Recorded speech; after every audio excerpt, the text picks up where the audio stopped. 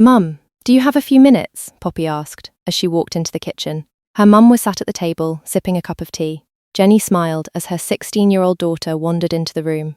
The sun that filtered through the kitchen window sparkled against Poppy's hair, making it look even lighter than it usually was. It was unusual for her daughter to be up this early on a Saturday, but by the looks of her, she hadn't slept well.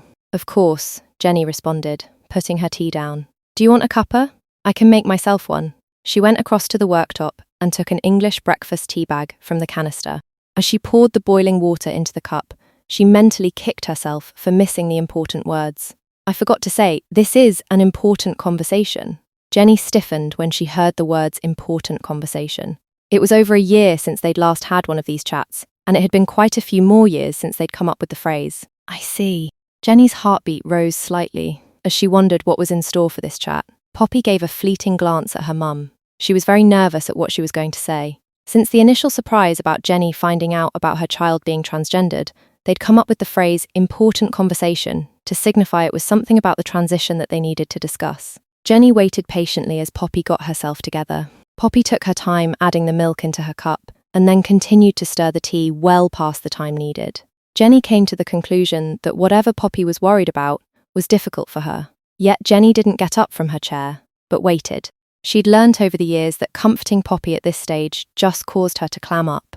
Poppy didn't sit down, but moved to rest her back against the corner of the work surfaces. Not once did she look directly at her mum. She'd wrestled most of the night with how to explain what was wrong and how she felt. However, now she was doing it, the words just wouldn't come out.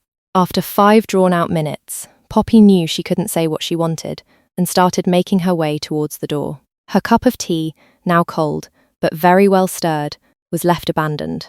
"And where do you think you're going?" Jenny uttered. Her voice hardened.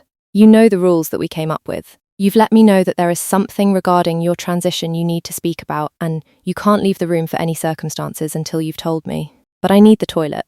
You tried that 3 years ago, and look what happened that time. Now you know that I'm not going to shout, and that I try to help as best as I can. Both of us will stay here until we have the situation sorted. You can sit with me, or stand by the cupboards, but we will stay here until you've told me what you need to tell me." Poppy scurried back to her cupboard, took her cup of tea, and put it in the microwave for a spot of reheating. "I don't know how you can do that," commented Jenny. "Do what?" "Nuke your tea. It tastes horrid after. Tastes fine by me." The microwave pinged, and Poppy removed the cup. Instead of drinking it, though, she began to stir once again. Jenny had long finished her tea, and was sat back, waiting for her daughter to talk. The grandfather clock in the corner struck 10. Poppy sighed to herself. She'd been hoping to get the chat out of the way by now, and be on her way to see her best friend Donna. "It's about my sexuality," muttered Poppy. She stole a glance at her mum, but Jenny just sat there looking at her daughter, waiting for her to continue. "I know that androcar stops me getting aroused, but it is frustrating me not knowing if I'm going to fancy someone." Jenny again didn't say anything, but then Poppy turned and signalled that she was waiting for her mum to respond. "Yes, androcar does stop you getting aroused. To get sexually excited, even women need a little bit of testosterone. However, I'm told it only does that. It shouldn't stop you from getting to know someone or finding someone attractive. I was wondering if I should stop taking the tablets to see if it helped me work it out." Jenny was glad that Poppy wasn't watching her at that stage, or she would have seen someone with a look of total shock and amazement. Jenny didn't respond for a moment while she tried to work out what to say. Eventually, she said, "It isn't up to me to agree or disagree. You are the one who announced at the age of 9 that you wanted to be female. You were the one who talked to the child psychiatrists and got upset because the NH wouldn't prescribe blockers to someone under 16. You were the one who talked to the specialists from abroad, who explained what it would mean to delay your male puberty, and agreed it was right for you to take anti-androgens. You were the one who stole my birth control pills so you didn't just delay puberty but went through a female one. What will be the outcome if you stop? I find out who turns me on. I meant to your body." "What do you mean?" asked Poppy so sweetly and innocently. "Don't play that game with me. You know I keep a track on your internet usage and you know full well what the impact of stopping your medication will be. Now answer the question." Poppy looked like she was going to burst into tears. "As the estrogen level in my body decreases, I will start to get something like the menopause. If I've not totally killed of my balls, then some testosterone might get created, which could trigger male characteristics such as facial hair, lower voice, etc., finished Jenny. Do you want to go back to living as male? No. You want to have to go through electrolysis? No. At this point, Poppy did burst into tears. If you don't want to... Jenny didn't have a chance to finish her question. Because Poppy burst out, I hadn't thought it through. I'm not going to stop taking my tablets. Poppy reached for the box of tissues that was on the side near her and cleaned herself up. I just thought that I could have that experience and hadn't thought the other effects would come so quick. You did start the blockers before you started puberty, so you might be lucky and you don't the effects. But do you want to take the risk? No. Poppy again put her cold cup of tea in the microwave. Jenny just shook her head. When Poppy had finished reheating her tea for the second time, Jenny asked, "Okay, so why don't you tell me what brought this on? I found out that 2 people fancy me. That's nice, darling, but don't let it affect your studying."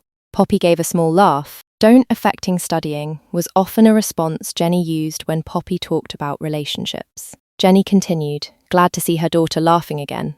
"Can I ask who?" "Donna and Stephen." That caused Jenny to sit up and look hard at her daughter in surprise. "Really?" Poppy nodded, not expecting such a response from her mum. "Didn't you think that nobody would like me?" "Oh, it isn't that," quickly reassured Jenny. "You are very beautiful. It is just I wasn't expecting those 2 names." Donna lived 3 houses to the left their house and was Poppy's best friend. They'd known each other since nursery. Stephen had been good friends before Poppy had started transitioning and was one of the male friends that Poppy still hung around with since she'd left the football team. Both knew Poppy's history. Neither have an issue with me. Poppy was still being defensive, obviously. "So what has got you so upset?" "Well, if one of them asks me out, who should I go out with? Which is right?" Jenny put up her finger to indicate that she was going to answer, but was thinking, "I can't really answer this. From a purely traditional perspective, girls normally go out with boys. So if somebody didn't know your history, it would be expected for you to go out with a boy. However, your birth certificate says something else, and until you get it changed, you couldn't marry a man. From a birth point of view, some might expect you to go out with a girl. Personally, as long as you are happy, I don't care. Do you think I might be bisexual? Who knows? But remember, cheating is cheating. I'm not like Uncle Andrew. Thank goodness for that. So why do you think you might be bisexual?" "Well, I've tried kissing both of them, and it didn't feel wrong with either of them." "You've already kissed them?" "Well, yes. All 3 of us were all at Donna's house last week doing some studying. They were asking me to make up my mind on who I would go out with. You were supposed to be there studying geography, not each other's tonsils," Jenny rebuked. "Anyway, didn't you say that Donna was going out with Stephen?" "They were. They broke up last month after going out for 6 months. "Just don't try a threesome," warned Jenny. "I did that once." "Oh, this I must hear about," laughed Poppy. "No way. Not until you are at least 18. "Oh, come on, Mum." They both stopped as they heard the front door, and a moment later, Peter, Poppy's dad, staggered into the kitchen with bags of shopping. "Am I disturbing something?" he asked as he dropped them on the floor. "We were having an important conversation," Jenny replied. "And Mum was trying to avoid telling me about part of her youth," Poppy added. "Now, that does sound interesting," Peter added, putting some food in the freezer. "Which part, love?" "George and Tim." Jenny blushed furiously. That came up last week while I was having a drink with them in the White Hart. They still talk about it as the best night of their lives." "You slept with 2 gay men?" Poppy squealed. "And I'm not telling you any more details," Jenny said firmly. "I don't kiss and tell. And no telling Becky about it either. Remember, what gets said in this room stays in this room." "I know, and I wouldn't tell Becky about what her dads have done. She's only 14, and no kid that age thinks about their parents having sex." "Talking," Peter started. He, however, was quickly interrupted by Jenny. "Not now. We need to finish the important conversation first." "So, what have I missed?" said Peter, switching on the kettle. "Cuppa for anyone?" "Green tea," Jenny responded. "I've got a drink already," said Poppy. We were discussing Poppy's sexuality. It seems she is frustrated that she can't decide if she fancies boys or girls. "What's the rush?" Peter instantly responded. "I thought this part would be resolved after you've had your op." "Donna and Stephen both fancy me and I can't decide which to go out with," Poppy added. So that's how you got on to George and Tim. I was warning her that threesomes don't work." "Yep, but remember that sixsome?" teased Peter. "You what?" Poppy again squealed. She couldn't believe her ears. Her parents were Mrs. Prim and Mr. Proper. "He's just kidding you," quickly reassured Jenny. "Peter, if you can't keep this serious, then you will need to just leave this chat between me and Poppy." "I'll be good," he promised, passing Jenny her tea and then taking a seat next to his wife. "So, if you like both of them, what is the problem of accepting a date with one of them?" "I don't know which to choose." There are issues with both. If I accept Stephen, then will that upset Donna? And vice versa. If I go out with Stephen, then to the majority of people it will appear to be a heterosexual relationship, but there are some that remember that I was born male. Would people then think that Stephen was gay? If I go out with Donna, then people would think she is a lesbian, even though I haven't had the op. And people who did know about my past might think that I'm not really transgendered because I'm seeing a girl. Peter was at a loss. You've obviously been thinking about it. Didn't you hear her moving around most of the night? Jenny asked. No, I was asleep, Peter retorted. Anyway, wouldn't it be a bad idea going out with either of them? Why? Asked Poppy. Because they are your best friends, Peter said lamely. Have you talked to Donna and Stephen about your concerns? Jenny asked. Ooh, I bet she hasn't, Peter murmured loudly enough for everyone to hear. He got elbowed by Jenny. Of course I haven't. You know how much I hate talking about transition stuff. I just like to live as if I've always been Poppy. For some of it, you might be in a no-win situation. For instance, if you don't go out with any of them, then they might both be upset. Well, don't say it, warned Peter, pointing to Fine Tin. Poppy hadn't needed to put any money in for the last few months. Sorry, of course I've thought about that. Jenny leaned back and grabbed the cordless phone from its charging cradle. She dialed the 6-digit number off by heart, and after a few rings it was answered. Oh, hi Julie. Is Donna up? She is? Can I have a word? You can't do that, said Poppy, horrified at the thought of her mother talking to her best friend. She can and she already is, pointed out Peter. Don't you trust your mum? Oh, hi Donna. This is Mrs. Plant. I was wondering if you could come round for a chat about Poppy. No, you aren't in trouble, but Poppy is a bit anxious about things, and I think she needs to talk. Oh, your mum mentioned that Stephen was there. Can you bring him with you? Why are you doing this? Complained Poppy, after Jenny had put the phone back on the cradle. Because I don't like seeing you upset. Donna and Stephen aren't the type of people to do that to anybody, let alone you. Therefore, I can only assume that they don't know how it is impacting you. Since you are too close, I think it might help with a third party letting them know. But Mum, are you going to drink that tea? She responded. When I'm ready. You're having a right go at me today. Jenny and Peter glanced at each other, as if to agree that this was their Poppy when she was very nervous. Can you two sort out some snacks? Requested Jenny, getting up. I'm going to make sure the lounge looks respectable. When Jenny had left the kitchen, Poppy and her dad burst out laughing. Jenny was very house proud, and there wasn't a chance that the lounge wasn't only respectable, it would be spotless. Added to the fact that Donna and Stephen were such frequent visitors that they could almost call it a second home. The doorbell rang, which caused Poppy to jump. Mum'll get it, Peter said, as he got out a tub of biscuits from the top cupboard. What's she up to? Poppy inquired. Just settling them into the lounge and reassuring them that they aren't in trouble. Oh, that is some of what Jenny was doing. Peter only had a feeling based on what he thought his wife would do. Oh, hi, Jenny said as she answered the door to the two young friends of Poppy. Let's go into the lounge. Poppy will be with us in a minute. Are we in trouble? Asked Stephen. Why? Because you are a lot more formal than you usually are. They went into the lounge. Donna and Stephen sat on the 3-seat settee, while Jenny just hovered. Poppy is having a bit of a crisis. One of the things mentioned was, you both have asked her out. Were you both being serious? I would love for her to be my girlfriend, replied Stephen. I love her with all my heart, Donna added, going red with embarrassment. I know it's wrong, but that's how I feel. Jenny smiled at them. No, it isn't wrong to follow your heart like this for either of you. You both have stood by Poppy and helped her as she's grown. It's just, she now is in a quandary and asked me for help. However, it isn't something I can directly help with, but I hope you two can. They both promised to try. Let me go and get Poppy. She isn't too happy about me getting you to join this chat. Before anyone could say anything else, Jenny slipped out of the room. She didn't go to the kitchen, but leaned against the wall in the hallway and let out a sigh. Ever since Poppy had told her that her best friends fancied her, she had been hoping that it had just been some way of helping Poppy. However, now they had admitted they did fancy her then, she shuddered at the thought of the upcoming conversations and prayed that she wouldn't have to explain certain things. Pull yourself together, she chastised herself and tottered off to the kitchen. Why don't you take the snacks through? Suggested Jenny. I'll be through in a minute. Poppy grabbed the tray and took it into the lounge.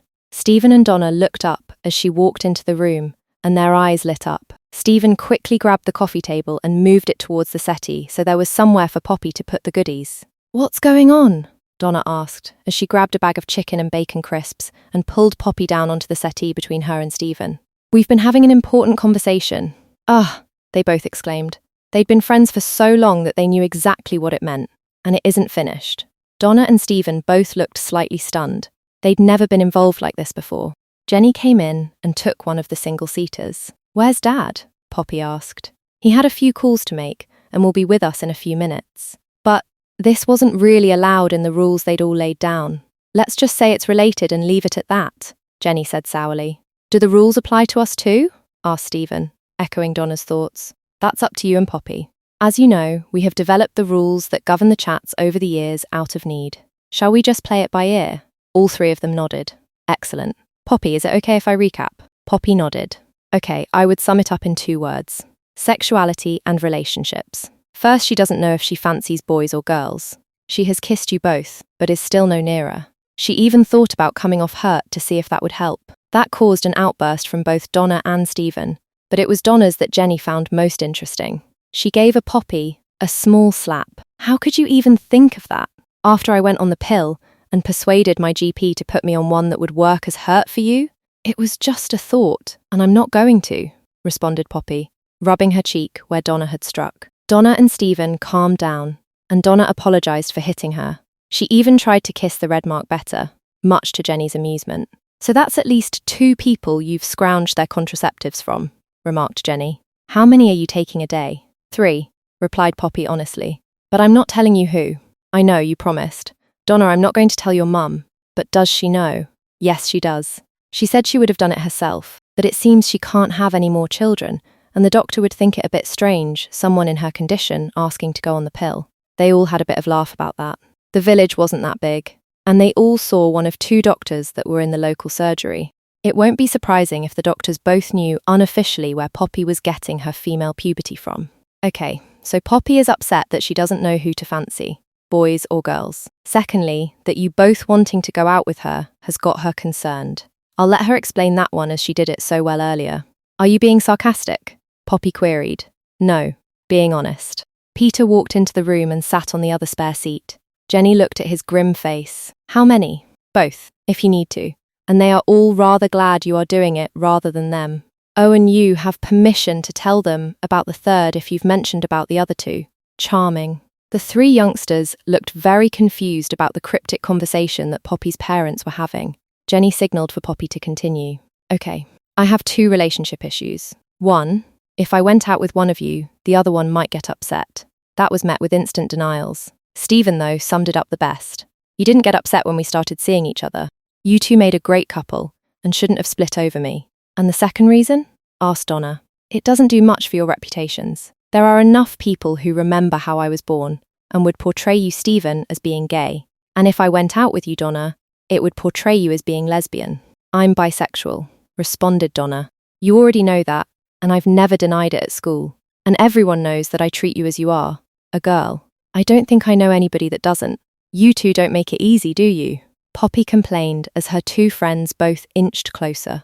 If they made the gap any less, they would have been sat on her knees. "You could have sex with us and see if that helps," Donna suggested. Poppy spat out the crisps she was munching on. She couldn't believe Donna would have suggested such a thing in front of her parents. And she hadn't softened it by saying making love. Jenny and Peter hadn't batted an eyelid over it. Jenny did say, "Poppy, they are both 10 months younger than you. Don't you have any control over them?" "It doesn't seem so." "Donna, it seems a nice idea, but I don't plan on sleeping around." Jenny relaxed a bit at that.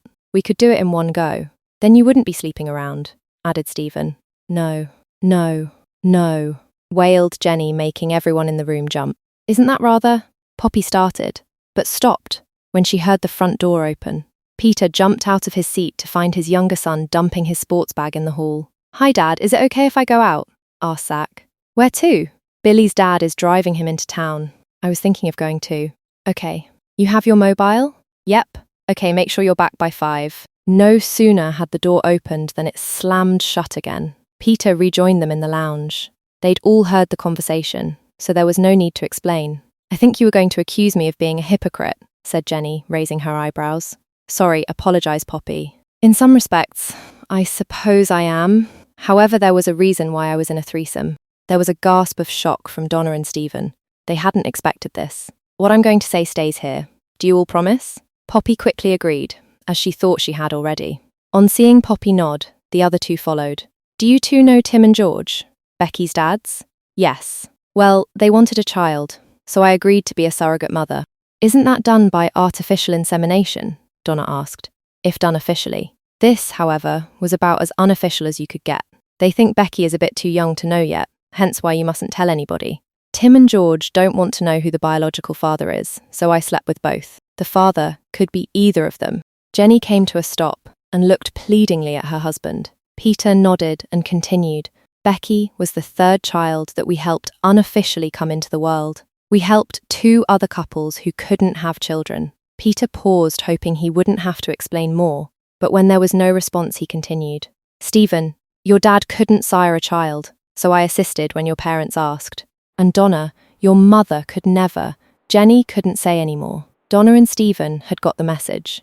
You mean that Donna and Stephen are my brother and sister? Poppy gaped. Biologically half-brother and half-sister. Though since Donna and Stephen aren't related, there were no issues when they went out together.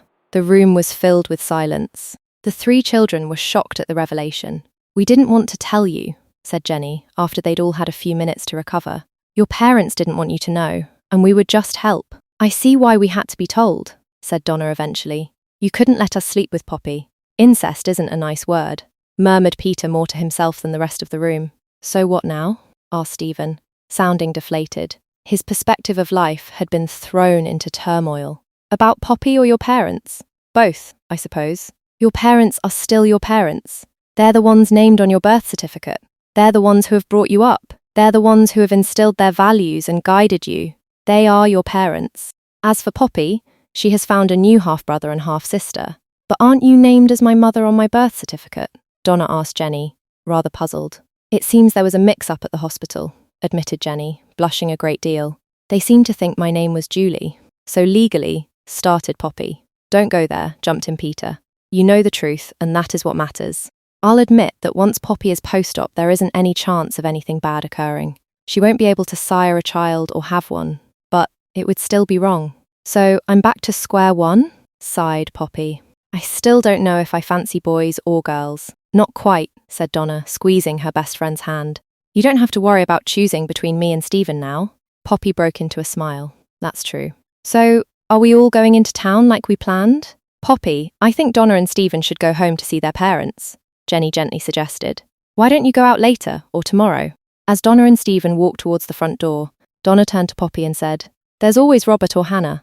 No way, exclaimed Poppy, the immediate worry lifted from her shoulders. Anyway, we've got our exams to study for. When the door shut, Poppy turned to her parents. Are you going to tell Zach? Not yet, said Jenny. Not unless we find he fancies Becky. Why did you keep what you did a secret? For several reasons. Before today, nobody needed to know was probably the biggest reason. Also, the law was broken when the births were registered wrongly. We did what we did because we had friends who needed our help. We aren't ashamed of what we did, but we keep it quiet so those that do help others can keep doing so. Thank you for helping me, said Poppy, giving both her parents a hug.